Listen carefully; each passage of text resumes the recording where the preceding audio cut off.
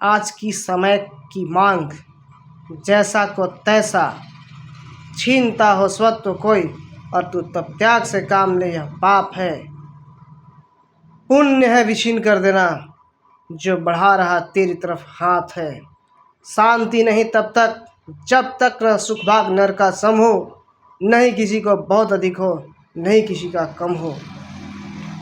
आज गरीबों को, शोषित दलितों को, वंचित पीड़ितों को अन्याय, अत्याचार और भ्रष्टाचार का सामना करना पड़ रहा है। वो इसके बहुत शिकार हो रहे हैं और ये शाश्वत है, चला आ रहा है। इसीलिए आज न्याय पाना है तो संगठित रहना होगा। संगठित रहकर जैसा को तैसा जवाब देना है। यदि आपको न्याय चाहिए तो लड़ना होगा। जो अन्यायी है उसके साथ भिड़ना होगा। वो जैसा कर रहा है उसके साथ वैसा ही करना होगा।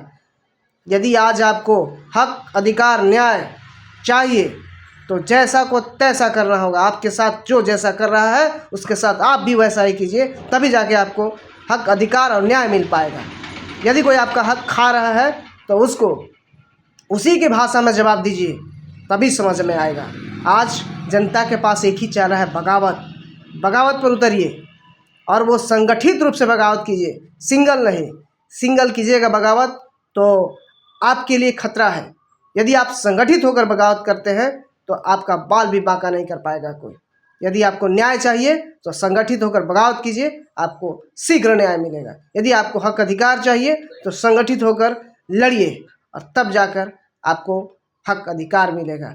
और नहीं तो दर दर की ठोकरें खाते फिरते रहिए, इस कार्यालय से उस कार्यालय और इस नेता से उस नेता के पास, मंत्री से विधायक के पास। कहीं कोई सुनने वाला नहीं है।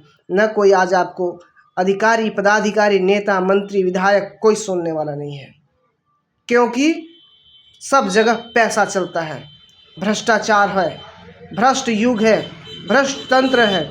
इसलिए आपकी बातों को कोई नहीं सुनेगा।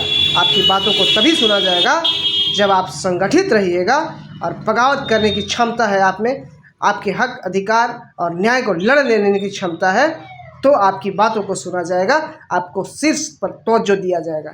इसीलिए मेरे प्यारे नौजवान साथियों, भाइयों, बहनों, माताएं, बहनें, गार्जियन, अभिभावकगण, आप सभी से निवेदन है, करबद्ध प्रार्थना है, आह्वान है कि आप सभी संगठित होइए और इस अन्याय के खिलाफ, अत्याचार के खिलाफ, भ्रष्टाचार के खिलाफ, हकमारी के खिलाफ, शोषण के खिलाफ जंग छेड़िए, उलगुलान कीजिए और मिलकर उसका समाधान कीजिए। जय हिंद।